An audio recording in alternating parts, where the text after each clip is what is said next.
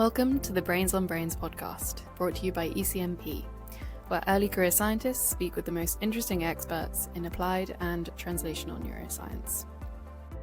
Hello, everyone. Welcome to the ECNP podcast, where we explore the science and personal stories shaping the future of applied neuroscience. My name is Jelena Brasanac. I'm a postdoctoral researcher at the Charité University Hospital in Berlin and a member of the ECNP Early Career Academy. Today, I'm delighted to be joined by Professor Elisabeth Binder. Professor Binder studied medicine at the University of Vienna before moving to US, where she earned her PhD in neuroscience at Emory University in Atlanta. In 2004, she became assistant professor in the Department of Psychiatry and Behavioral Sciences and Human Genetics at Emory University School of Medicine. A few years later, in 2007, she returned to Germany as a research group leader at the Max Planck Institute of Psychiatry in Munich. And since 2013, she has served as a director and scientific member at the institute. Her research explores how genetic, epigenetic, and environmental factors interact to shape risk and resilience for psychiatric disorders. Her group has made pioneering contributions to the stress biology, including the discovery that certain variants in the FKBP5 gene interact with early life experiences to influence long-term mental health. She's a recipient of various awards, leads international research consortia advancing translational psychiatry, and is deeply involved in initiatives promoting diversity and equity in brain sciences. Professor Binder, welcome to the ECNP podcast. Okay, thank you, Jelena, for the nice introduction. To start, could you tell us a little bit what first sparked your interest in psychiatry and stress biology? So I think this goes back when I studied medicine, and I studied in Vienna, as you said, in Austria, and I also took part in the Erasmus exchange program. And for this, I went to study medicine in Brussels, at the Université Libre de Bruxelles. And there, for psychiatry, we actually had a lecturer, and this was Julia Mendlevich. And Julia Mendlevich is one of sort of the pioneers of psychiatric genetics. And so this really intrigued me to have something so human and like complex as psychiatric symptoms and link that to genes. So that sort of sparked my interest. And so during my medical studies in Vienna, I tried to learn a bit more about molecular genetics, but also about neuroscience. And then at the end of my medical studies, this was something that I guess will not happen anymore. But like when I started medicine in Vienna, we were 2,000 students starting in one cohort. So a lot. And so when we were done, still 800 finished. And so to actually continue residency, there was a wait time for 3 years. And so it was either go drive a taxi cab or do something else. And so I applied for a fellowship to go get a PhD in the United States of America in neuroscience to really learn about that. And so I guess that was the beginning of the journey of psychiatry, neuroscience, and genetics. Yeah. Very interesting, bridging these different areas of research and science, and also working in these different environments, Europe and US. So can you compare a little bit? How was your experience, and what do you take from both of those environments, from US and Europe? How do you combine them also in your today's work and leadership? Yeah, I mean, I think a lot has changed since I was in the US, but when I came to the United States, there was 1995, so a long time ago. And so what I was really fascinated by was that it's like, even though there's hierarchies, it felt much more horizontal. And it felt like as a student, as a junior member in science, you were much more heard. And it was very important how you contributed or could contribute to science. So like back then already we had a graduate school with a thesis advisory committee. So there was more structure. And back then, it was more, if you were lucky, you had a good mentor, but there was no structure and thought behind really having good education and mentorship. And so this is, I think, what also a lot of universities are now adopting in Europe to have more structured PhD programs, having more mentors, having more people be involved, so that really the experience for the student is optimal, and this benefits everybody, also the supervisors. And then I went back to the United States also as an assistant professor, and I think there what I think is still easier is the opportunities that you have to start your research career, if you get grant funding. So the possibility to have a professor or assistant faculty position based on soft money. So the in is easy to keep your position. You still have to work hard, but at least you have the opportunity. And that sometimes I feel is difficult in Europe. It's still difficult because there are much fewer positions, and to get them is difficult. And it's not just by hard work, that you can get in there. So I think that's something where maybe a hybrid between the stability, and the flexibility of US and the European system could be a good sort of way to actually have more flexibility in scientific careers also. Hmm. Yeah, that would be a really great idea. I hope we manage to merge this more in the future. And you also mentioned a few times mentorship, influence, and how this could be important for early career researchers. So looking back, were there some mentors or people who influenced you in choosing the direction of your research or future career? Yeah. So I have to say my PhD advisor was Charlie Nemiroff. He was chair, of the Department of Psychiatry and Behavioral Sciences, Emory back then. And so even though for my day-to-day interactions, like he was like I was very independent, and I worked a lot with a very good friend, and she was a postdoc in the lab. So we had a lot of scientific freedom. But he was the person, and he also was my chair when I was a junior faculty. He said, "Well, Elisabeth, this is a great opportunity. Give this talk, apply for this grant, write this article with me." And so with this, basically, he just put me in all the right places to actually have a good career. And I think this is something that is also rewarded in the US system. So good mentorship is rewarded. And I think this is what I'm starting to see here also in Europe to emerge. That it is important to be a good mentor, and it reflects also on the mentor, him or herself, which I think is important. I mean, it's rewarding in itself, but I think often people need to have these extra rewards. And so, for example, if you're on a tenure track position in the United States, is also very important how your mentees perform and if they're happy. And so I think I benefited a lot from this mentorship style, and I hope I learned a lot also for my team here. Yeah.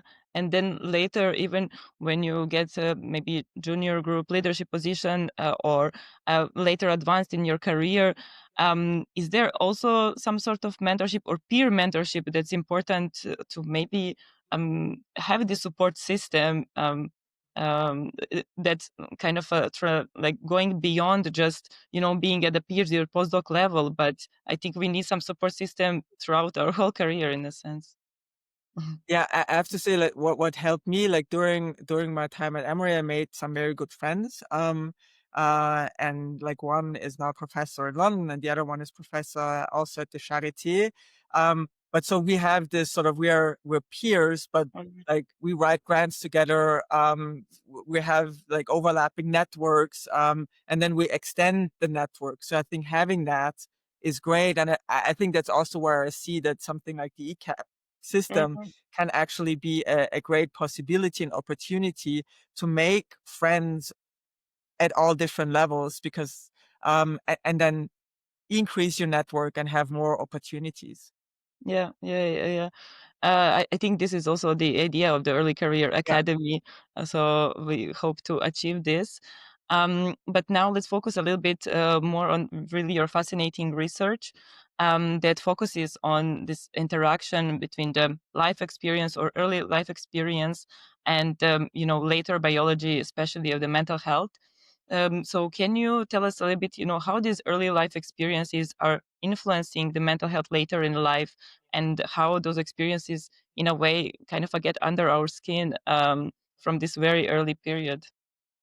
Yeah, I mean, so I think way back when I started, it was very much sort of the environmental psychiatry side and the biology genetic side.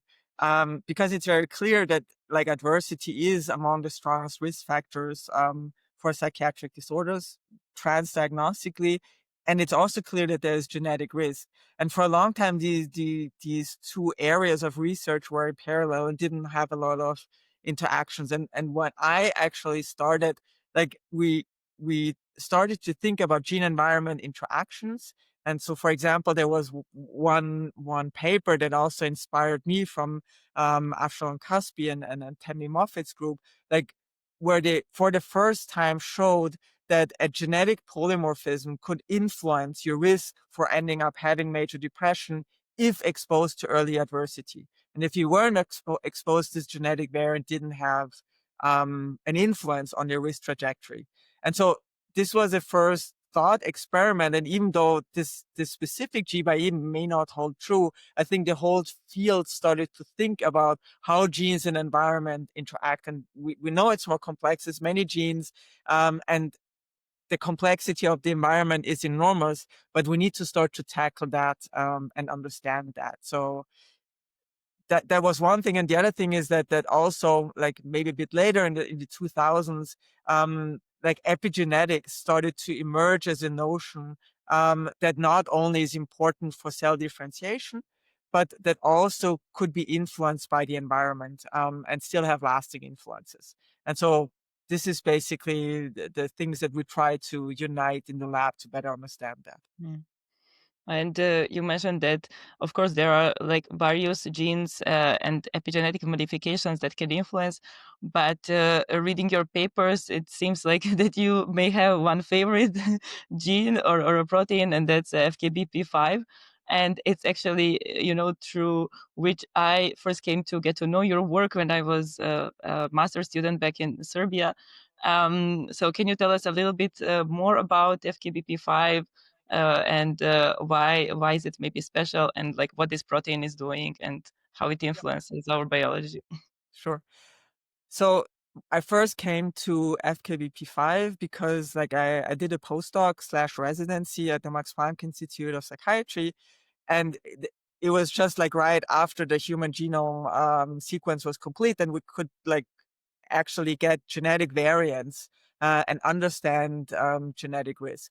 And so the focus of the institute back then under Florian Holzbauer was on glucocorticoids and stress hormones and how that's important for psychiatric disorders. And so one idea was, let's look at the glucocorticoid receptor and all the molecules that are important for its function. And one of the molecules that's very important for the function of the glucocorticoid receptor is FKBP5, because it binds to the complex of the glucocorticoid receptor. And when it's bound, it actually makes the glucocorticoid receptor more resistant. So it doesn't bind cortisol with high affinity, and the glucocorticoid receptor that has to go in the nucleus to the DNA does not translocate anymore. So we screen, I guess, 6 or 7 different genes for genetic polymorphisms for treatment response to antidepressants. And we found FKBP5 to be strongly associated with antidepressant treatment response. We replicated it in one small cohort, and it never replicated in any other study ever again. So I learned about the winners first. But what we found, what was very interesting when we tried to understand what this genetic variant was doing, is that FKBP5 is not only regulating the glucocorticoid receptor, but it itself is strongly induced by glucocorticoids. So if you're exposed to glucocorticoids, it can go up 5-10-fold. And so what this genetic variant that was back then associated with antidepressant response did is it moderated the extent to which FKBP5 was induced. And this is important because if you induce FKBP5, there's more FKBP5, it binds to the glucocorticoid receptor and limits its activity. So you have this sort of feed-forward loop that's then more or less active that has consequences to your stress hormone reactivity and then possibly to any kind of other phenotypes. And so with this knowledge in hand, I actually then took a faculty position at Emory, and I was collaborating with Beck Bradley and Kerry Ressler. And what they had was a study where they recruited individuals at one of the inner city hospitals in Atlanta. And if you're not used to the United States, I mean, the socioeconomic differences and the level of poverty and trauma that you can see in the inner cities of the United States is something that that one has to get used to. And so one of our research question was, there is so much trauma, but why do some people stay resilient, and why are some people more affected? And so the idea was, okay, maybe it's about regulating the impact of glucocorticoids. And so we tested FKBP5, whether it interacted with exposure to childhood or adult trauma to predict PTSD and other outcomes. And that's what we found, that these genetic variants that moderate the molecular impact of glucocorticoids actually also interacted with early adversity. And like several studies from other groups also showed, it's not only post-traumatic stress disorder, but it's also other phenotypes like psychosis, anxiety disorders, and so on. And so then basically we were interested in the mechanism and found out that possibly the mechanism is that the genetic variant interacts with early adversity, leads to a dysregulation of glucocorticoids that then also leads to epigenetic changes, so that there is a dual disinhibition of FKBP5. And so in the end, you have a genetic and epigenetic disinhibition, and individuals at risk have a lot more FKBP5 that's expressed. And recent studies that we had, but also recent single nucleotide sequencing studies in postmodern brain of MDD and PTSD confirmed that increased FKBP5 is seen in patients with these disorders, and not, we showed it for schizophrenia and for major depression. But so I think this is something we now see, that basically this is something really in the brain, that you have an increased expression of that gene. So it's an interesting target pharmaceutically also. Yeah, and also as you mentioned, it also appears transdiagnostically. I mean, this whole stress system is not just bound towards one diagnosis. And maybe that's also something that we could explore further, how these findings can maybe bring us closer to this more personalized psychiatry, and can they be certain targets, and how can we use all this knowledge that we have today to kind of a better target or have a better treatments for the patients? Yeah, no, absolutely. To stratify individuals based on their genetic risk, but also the environmental risk and the consequences. And so one idea is that maybe epigenetics can give us some more insights, but of course epigenetics is also very tissue specific. So I think that what we really need are solid biomarkers of the complexity. And I think that's where a lot of people in the field are going toward, like what are good biomarkers, and how do we combine biomarkers across levels to actually achieve that, and then identify something. I don't know, we had one sort of paper where we thought about, okay, maybe what if there's an FKBP5 hyperactivity diagnosis, and then you know how to treat it, but it's going to be associated not only with different psychiatric disorders, but also with a pro-inflammatory phenotype, increased cardiovascular risk, and other things that could go with that. Yeah, and also maybe kind of a leveraging all these, big data, or maybe deep phenotyping of at the multiple levels could help bring this forward. As it seems, very, dreamy in a sense to find just one biomarker. I feel that there needs to be some sort of combination, and that we also need the tools that will increase our chances to find something like this. So what do you think maybe of this new wave of AI tools or something else that maybe could help us put this all together? Do you think there is some promise in there, or maybe it's just still more hype than than the truth in this? No, I mean, I do think there is a huge opportunity in using AI in psychiatry. I think we still need to learn how to use it best and what kind of data it needs to be fed, but as AI is getting better and better, maybe we don't need to think that hard anymore. You're just gonna find it. But I think for us, what was interesting is that by having an example like FKBP5, we could go through all of the steps, like from like three-dimensional DNA structure, interacting with transcription factors, all the way to protein-protein interactions in a cell type specific way, to circuit level dysfunction, and to behavior. And I think this is what we want to do then on a genome-wide level, and understand also gene interactions.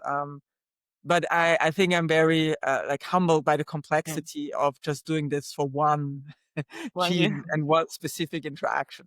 Yeah. Yeah, and yeah, so how do you also see this balance between this like big data efforts and also kind of going more towards like mechanistic in-depth studies? How can one combine these efforts, or should lab just focus more into one of these, either big data or more in-depth mechanistic studies? I mean, I think both are important, because the big data will show us like what's relevant in large populations. And so it was a time where candidate genes, like there used to be hype in candidate gene studies, and many were studied. Very, very few were replicated. And it was almost impossible to publish anything on something that came out of a candidate gene study. And that happened to FKBP5, and it doesn't come up in any of the GWAS, other than for, I think, like some other somatic phenotypes. And so we were like sort of stopped to work on FKBP5. But I think now that we see, like, maybe it's not the genomics where it's coming up, but now we see it in single nucleus postmortem brain sequencing. So there it comes up back as a target.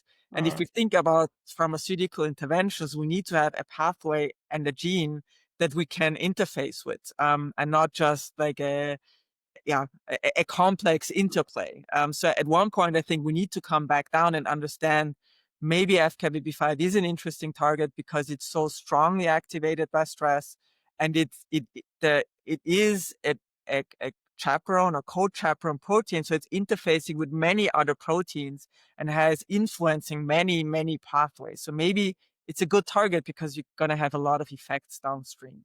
So having this balance of having having both, I think, is important. Yeah.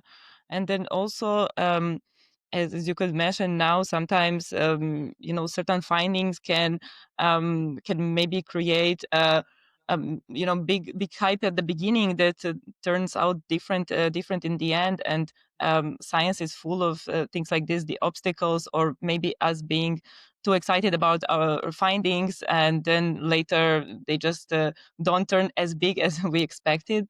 So how do you, for example, deal with these sort of moments, or what would you advise to early career researchers when they come to these sort of roadblocks in their career trajectory, where maybe certain idea is not developing as they planned? So how do you deal with these moments? I think I personally have taken both strategies. Stick to what you think is important, but also branch out and try other approaches.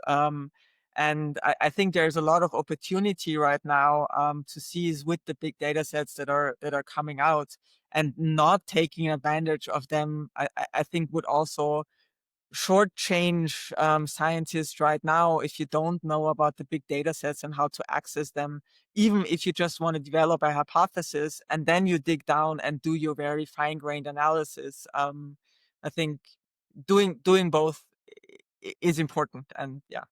Mm. And maybe to diversify a little bit, their ideas, and then this sort of scientific portfolio. Um, Yeah, I mean, that's a good question. So I think one thing is, like, diversifying the portfolio is important, but there's a danger that you start to do like small scale things at all, like at different scientific questions. And then if you want to advance your career, committees will say, okay, well, this person is just doing all kinds of things that don't fit together. It's unclear what this person basically stands for. Yeah. Yeah. And so maybe the way that one could do it is take different methodological approaches, but have your research question in mind. And even if it doesn't 100% fit, try to like frame it so that it also goes into the story that you want to tell, or the big picture that you want to solve. Mm. But have the Yeah. different methods as your puzzle pieces to put it together. Yeah, I think in Germany we heard this like how is it called, this red thread or something that needs to Exactly. Yeah. nicely connect your different research topics or papers, and I guess sometimes it can be a little bit difficult for early career researchers, especially when they are Yeah. changing the labs, and also in the moments when you need to maybe become more independent or distinguish yourself from your mentors or Yeah. supervisors. And I think some people may find it a little bit difficult to then see where their direction is. I mean, that's a good point. So when I joined as a junior faculty member at Emory, I didn't have a big plan of what I wanted to do. Um, and but I had the opportunity that I had colleagues who were writing a grant, and they asked me what I wanted to be part of it. And so from there we developed our ideas, and it was also maybe ideas that as a team we were thinking about, and the opportunities that arose that I myself didn't by myself couldn't have realized. So I think it's also about taking opportunities and taking risks. And of course sometimes it's difficult to predict what would have been the Mm. best choice to make. But like I have to say, I benefited a lot from taking opportunities, and saying, okay, sure, I'll be part of your grant. I'll help you write that, and understanding what could be my part in that type of research also. Okay. Yeah, I like this perspective where the ideas don't necessarily just come out of nowhere to yourself only, but more build on top of the opportunities that exist, or Yes, build together with with the ideas that also your colleagues have. absolutely. Um, Yeah, So I think this really nicely plays into this framework of science as some sort of a team sport, yeah, and absolutely. not this like lone genius. I think I mean, this perspective is that not sometimes, possible yeah. anymore. Yeah, yeah, yeah. Okay, now I just also wanted to mention something that I think maybe important is that somehow science is sometimes seen as this very kind of a value neutral part of the society, or this like the whole discourse. However, it's really not like this. So we are part of the society and all the systems that we live in. And what do you think? What's the role of the like us as academics in shaping the narratives around science, also about like maybe like risk resilience and also vulnerability, especially in the mental health research, on this whole societal perspective? Yeah, this is a very good question. So I mean, I think one, it's very important to communicate our science to the public. Um, but this can sometimes be very difficult because journalists want to make everything simple. And that sometimes the message that gets across tends to be too simple. But we as scientists then sometimes are reluctant to say, well, they always oversimplify my research. I really don't want to talk to the journalists anymore. Um, but now also in the current political climate all over the world, we see how important it is that the public perceives scientists as people who are trustworthy and who actually want to help the society. And so we have to be out there, and we have to have a face for the public, and be approachable and try to do our best. And so I think there's a lot of initiatives also for our students and postdocs, for example. We have groups that think about how can we communicate science to students in school, or yeah, other people. So I think it's important to think about all through your career. Yeah, yeah, and not only this, but also to help kind of remove the stigma that exists still a lot regarding like psychiatric disorders, and maybe to move more towards this view of neurodiversity, where people are seen, not just as a diagnosis, but as individuals on the spectrum. I guess especially for all of us that work in the mental health are have this as a duty in a sort of sense to promote. No, absolutely, to increase the understanding that, I mean, these are disorders, and like, you're not stigmatized when you have diabetes. You shouldn't be stigmatized for schizophrenia or depression. And I think there's, I think, very interesting efforts that I see definitely spearheaded by the UK, is to include individuals with lived experience also in our research, and also have scientists with lived experience like speak openly about that. And we just had a discussion about this at our institute, and one of my students said she found it very inspiring that at the World Congress of Psychiatric Genetics, they had a whole session about very prominent scientists speaking about their lived experience. And and at ECNP, there was a similar session also. And I think this is very important that people realize. I mean, I think we all do realize, because it's very common and everybody knows somebody that they love having a psychiatric disorder, that we can speak openly about that. And I was just in Edinburgh, and it was again about recruiting researchers, specifically scientists with lived experience, and they had a call out for one of the positions, and 300 people applied.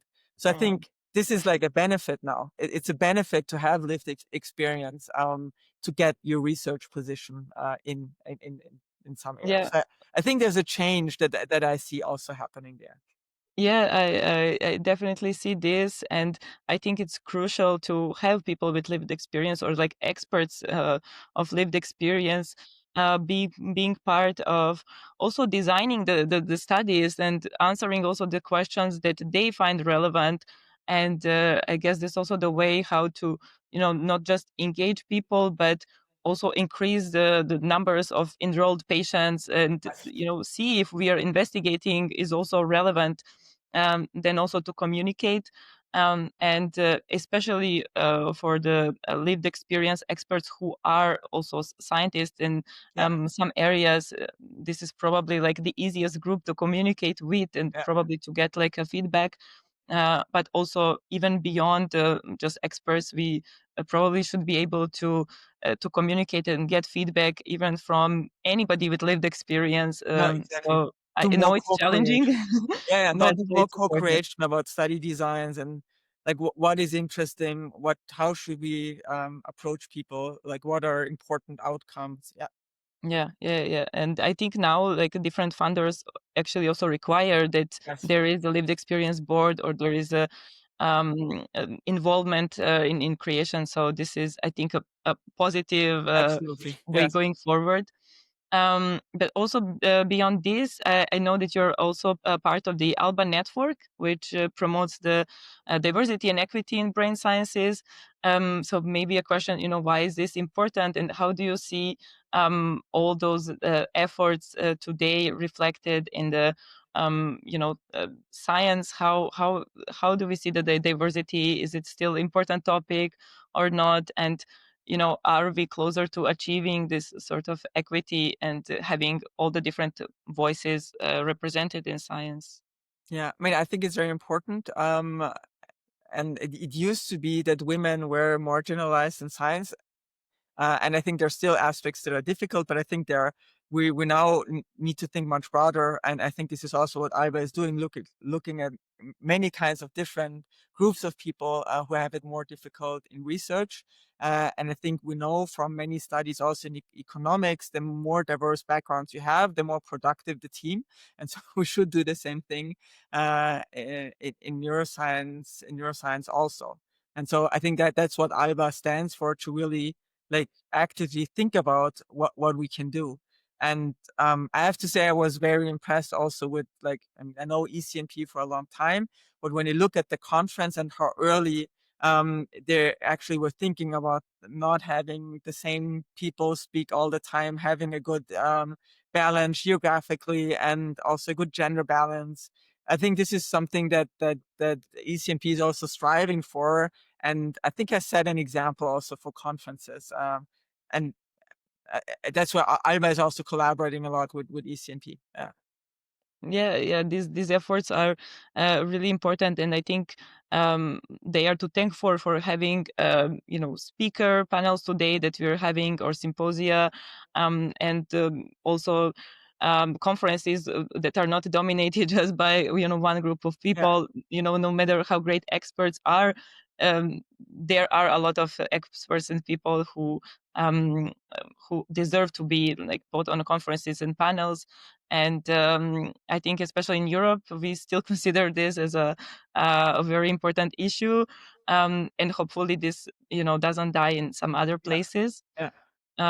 But for example, now for the closing of our session, I just wanted to ask you, what do you think looking ahead? Where do you see the most promising maybe breakthroughs or discoveries in psychiatry, or in stress biology in the next decade?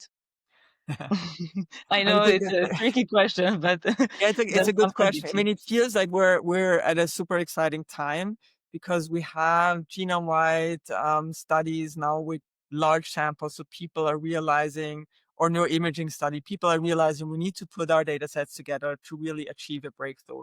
And so we're starting to see these breakthroughs come together. We have methods that are exciting.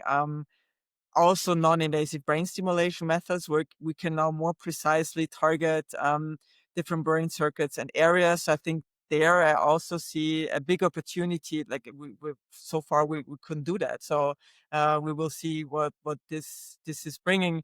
And the other thing is like I'm still also very excited about single nucleus sequencing of the brain. We start to understand the complexity of the brain much better than we ever did before. And this is just like 2 years that we really have a single cell atlas of the brain. We still don't have a lot of regions, but I think I see an exponential increase in knowledge that is happening. And the other thing are induced pluripotent stem cells and methods to make them into living neurons of patients, for example, so that we can study the living brain in increasing complexity. So we're not there yet with all of these things, but you can see like all of these are on exponential trajectories, I feel, and like combining the knowledge, I, I'm hoping for some exciting findings. Mhm. Yeah, that sounds promising, and also not something that's not unattainable. And maybe the last question is regarding your advice to early career scientists, especially the ones kind of transitioning from this like postdoctoral roles to maybe junior group leadership roles, and are on the track to become professors maybe. So what do you think is very important in those early stages, how to transition to independence? What are some of the advice that you would like also maybe to give to yourself way back, or what do you have for the early career researchers now? Yeah. I mean, I think it's this having an open mind and like being open for opportunities, and being maybe a bit flexible. I think at least that like looking back, that was definitely what helped my career a lot, to be flexible and maybe also take risks. So I did my PhD in animal models of psychosis. And then when I started my postdocs, it was human genetics and stress research. So, I mean, that was a big jump. But in the end, yeah, I was lucky. It was the right choice. But looking at opportunities. And the other thing is, yeah, like work with people you like and get along well with. Mm. Like the, the frustrations of collaborations that are not nice. I'm not sure they're worth it. So, Okay. Yeah, that sounds like a great advice. And especially because the life is coming to your daily interactions with your colleagues or collaborators. So I guess it's very important to choose wisely, and yeah, if possible, to have fun exactly. working with people you like. It makes everything much easier, and all the struggles in science, I guess, easier to tackle. Yeah. Well, thank you so much for this podcast. Well, I thank really you. enjoyed our conversation, and I hope our listeners will also enjoy it and get all the insights that we talked about. So to everybody, thank you for your attention, and stay tuned until the next podcast. Okay, thank you. Thank you. Thanks for listening to this podcast from ECNP. The views and opinions expressed in this podcast are those of the interviewee and do not necessarily reflect the official position of ECNP. The content of this podcast should not be used in any way as the basis for treatment decisions.